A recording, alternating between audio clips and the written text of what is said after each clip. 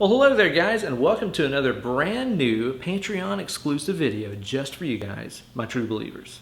Thanks as always for the support. I hope everybody out there is doing well and using these crazy times to improve their guitar playing and their knowledge of the fretboard and stuff.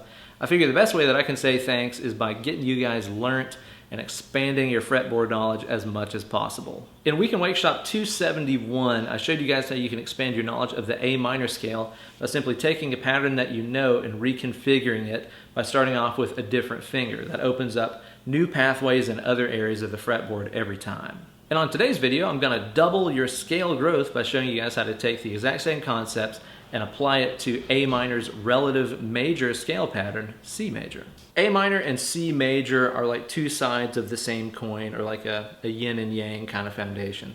A minor scale is A, B, C, D, E, F, G, A. C major scale is C, D, E, F, G, A, B, C.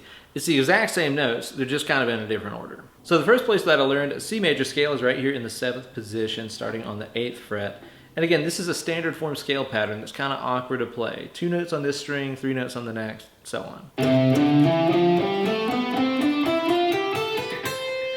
That's a great scale position to know. It's nice and boxy and easy to visualize. It's also great because there's no huge stretches in it or anything, but it is kind of limiting. I then also learned how to play that scale in a 3 note per string pattern.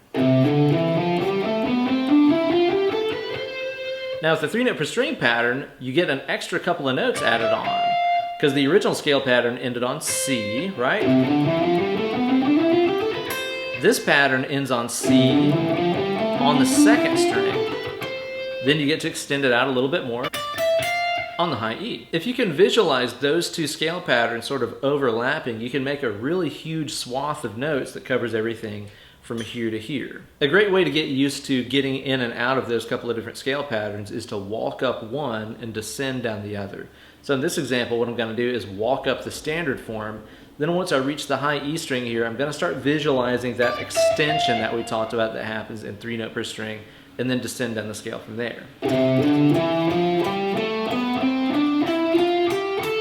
Stopping point of standard form, right? Now let's think 3 note per string, which has D, E, F.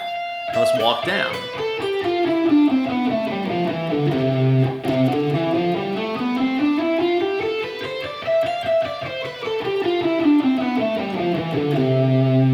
Whenever you get used to seeing those scale patterns overlap, one of the great things that happens is you end up with a lot of strings that feature 4 notes on them. So for example, whenever we played the standard form, the A string had E, F, G on it, right? These 3 notes.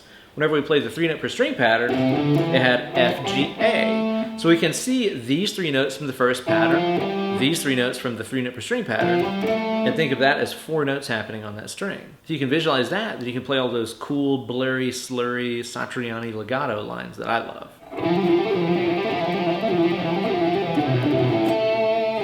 That's cooler than cool. That's Ice 9 cold. And again, I would take that C major scale pattern right there and try to figure out other ways that I could play it, like starting off with the little finger, like we did with the A minor scale. I might end up with C, D, E, F, G, A, B, C, D, E, F, G, A, B, C.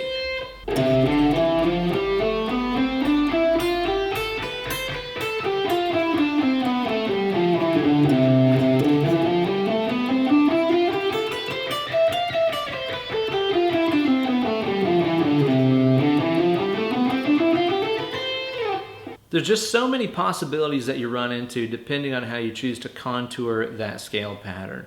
The form really does define what kind of licks you're going to play whenever you're using that position. So then the really cool thing that happens is if you understand that the A minor scale and the C major scale are essentially the same set of notes, that means that they're kind of interchangeable, and that if you could use one, you could still use the other, because again, it's the same 7 ingredients, right? That means that between the couple of different ways that you learn to play the A minor scale and the couple of different ways you learn to play the C major scale, you got the entire fretboard covered, you know? The couple positions of A minor that we learned that span all the way down here, plus the C major 3 note per string patterns that we learned that go up here, that's the entire board. And then again, you would repeat that in the next octave, and you'd have the entire, small portion of the neck up here covered too. So there you go, guys. I hope that gives you all some ideas about how you can expand your knowledge of the fretboard and cover that thing as many different ways as humanly possible. It might seem like that was just the same notes in a different position, and it was, but you gotta remember, form follows function. especially on the guitar. Thanks as always for watching. Let me know any questions that you have about this lesson in the comments section below, and stay tuned for more Patreon exclusive content coming at you super soon. Thanks a ton for the support. Cheers to you guys.